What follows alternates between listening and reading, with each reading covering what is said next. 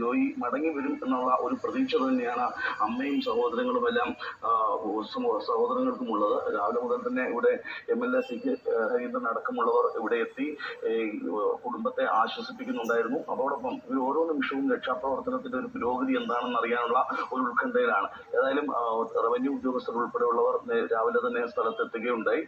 ജോയിയുടെ കുടുംബത്തിന് ആവശ്യമായ സഹായങ്ങളൊക്കെ എല്ലാവരും വാഗ്ദാനം ചെയ്യുന്നുണ്ട്. പക്ഷെ അപ്പോഴും ജോയിയും അമ്മയുമാണ് ആ വീട്ടിലുണ്ടായിരുന്നത്. അമ്മയുടെ ഏക പ്രതീക്ഷയും ജോയി ആയിരുന്നു.